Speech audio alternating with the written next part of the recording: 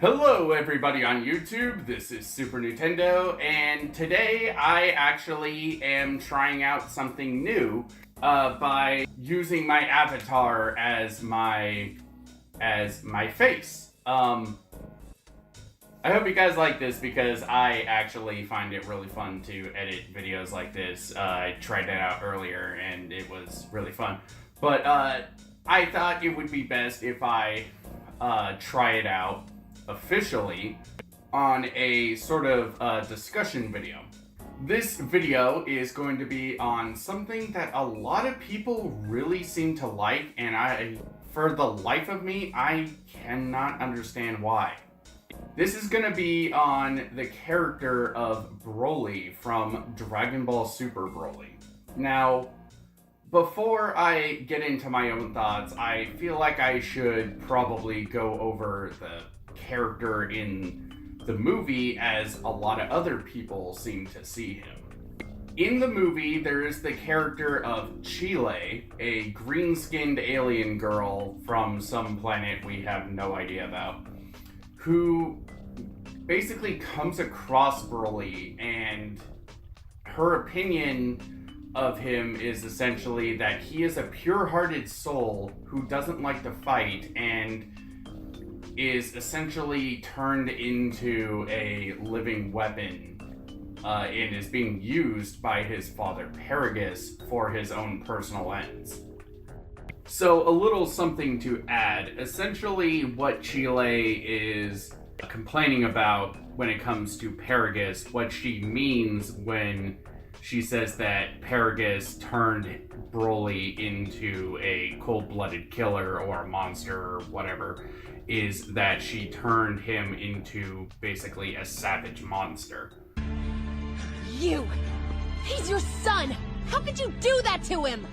If I hadn't stopped him, he might have killed that buffoon. That's your fault! You're the one who raised him to be this way! We may be in your debt, but you don't know anything about us, woman. I'll bet you don't even like all that fighting your father makes you do, huh? If I had to guess, I'd say Paragus saw you had some real talent and made you focus on becoming a warrior against your will. That man is no good. He only thinks of you as a powerful weapon he can use, not as an actual person, right? You're just a tool he'll use to get his vengeance. Probably.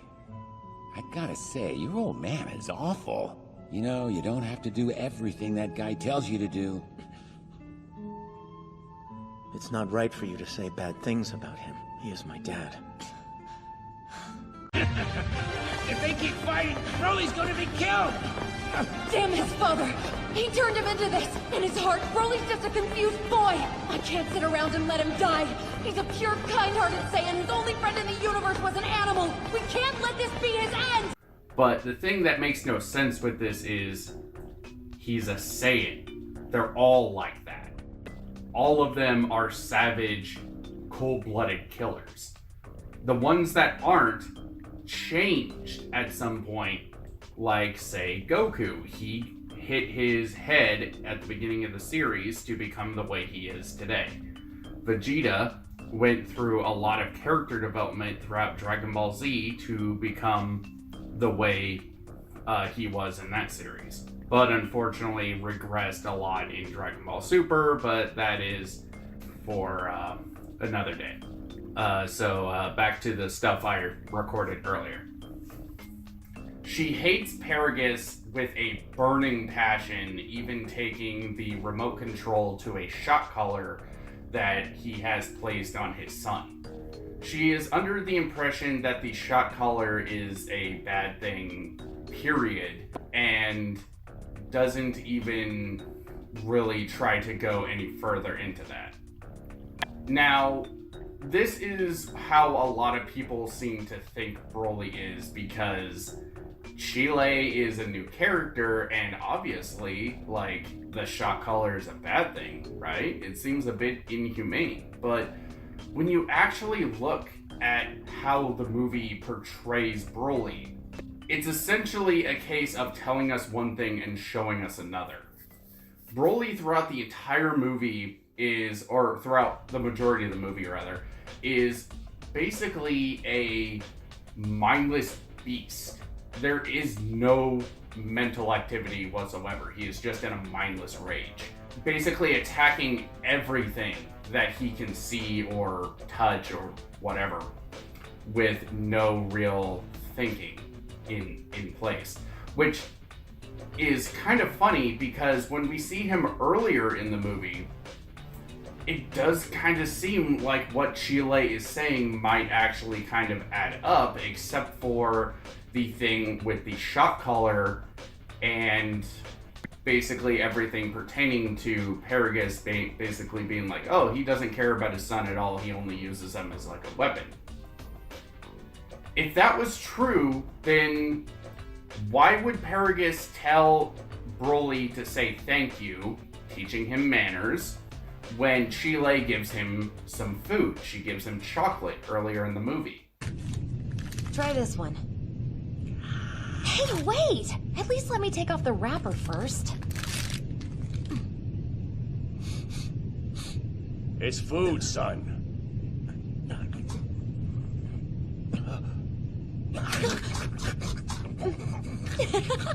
See, I told you it was good. Wow, not even a thanks? Remember your manners, Broly. Thank you very much. I am grateful. Why so formal? Maybe just try a thank you. I thank you. That's close. Later on, a few scenes later, Broly is essentially about to rip some guy's arm off because he pushed down Tangerine or whatever the fuck his name is. He's like an old guy who I think is supposed to be the same race as Chile. She's pretty much, he is pretty much her sidekick throughout the movie. And is like clearly drunk, inebriated, and trying to like ask out, I guess, Chile, even though she says no. Stay out of this, shorty! Come on, lady. I'm done asking. Stand down, Broly. Hey, what do you want? Got a problem with me? I do. Big mistake! Damn it! Broly!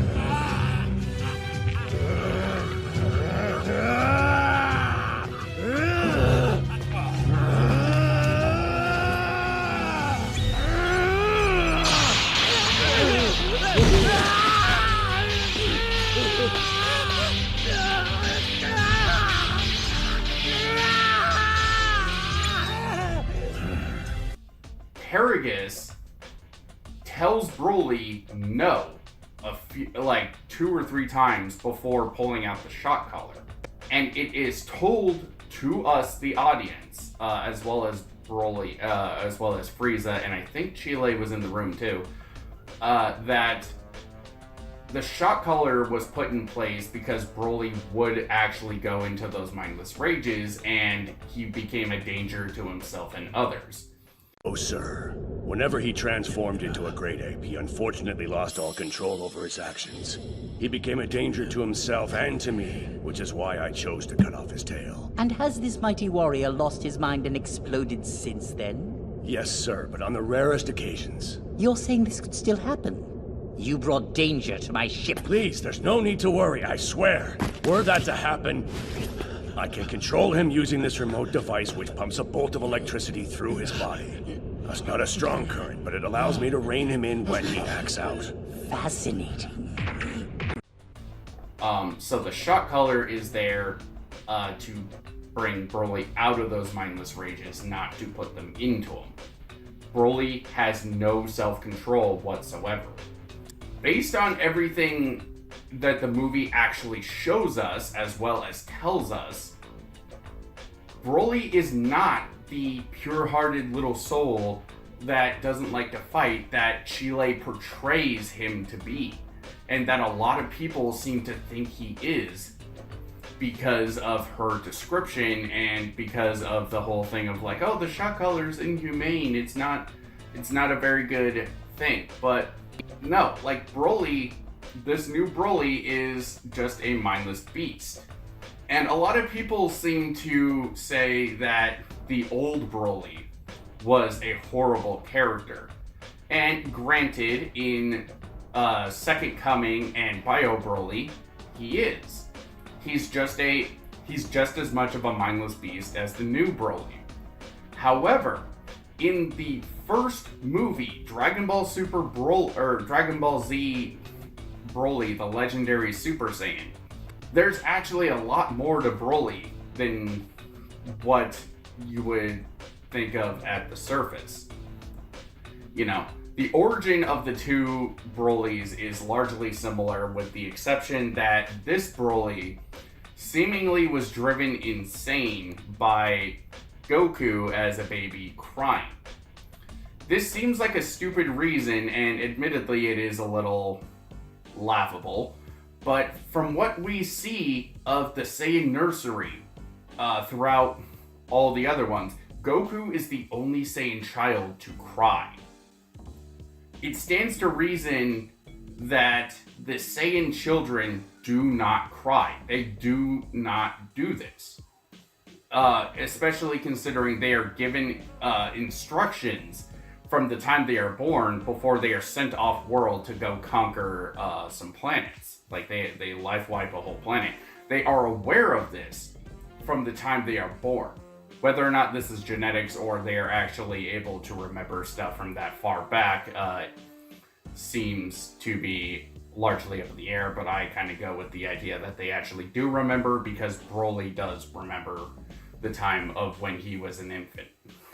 To go on to this, when we first meet Broly, he has an expression unlike anything we have ever seen.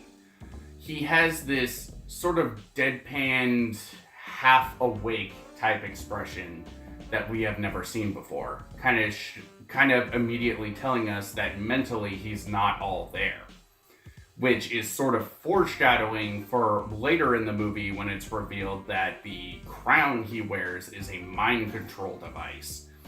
This version of Paragus does not give a shit about his own son. He has only been using him for his own ends to kind of just get back at King Vegeta. And you can arguably say the same thing about the new version of Paragus. However, the difference is in the details. The difference is in how both Paraguses act. You know, the new Paragus shows great concern for Broly. He actually teaches him manners and all this other shit. The old Paragus is never seen doing shit like this. He doesn't, at least not outside of when he is actually mind controlled. The old Paragus was going to leave his son to die because he just became completely uncontrollable. He straight up uses him like a weapon, you know, creating that mind control device, in part because he is just too unsustainable, but also basically treating him like a weapon that he can control. You know, the whole reason he leaves him to die is because Broly is now uncontrollable. He can't be controlled. He does not respect Broly at all. And so this makes it seem like the old Broly movie is much better at conveying the same type of things that a lot of people are praising the new Broly movie for. And I just don't get it. So, you know, there's a lot of other problems with the Dragon Ball Super Broly movie, but I just wanted to talk about Broly himself. I guess Paragus as well, in sort of this descriptive format. So let me know what you guys think. Do you think that the new Broly is actually a decent character, or have I possibly opened your eyes to the greater truth that the new Broly is just a steaming pile of garbage? Hi, I'm gonna interject one more time. So basically, one other type of thing that is wrong with the new Broly is that he is a full-blown adult and is more than strong enough to essentially break the bonds that tie him, so to speak. I know a lot of people out there love to just kind of shirk responsibility from the new Broly to be like, oh, well, his father made him this way, and he has the shock collar, so he can't possibly disobey his father, because if he did, he would get zapped, and all this other stuff. But Paragus in the movie says that the collar pumps a not powerful electrical current into his body.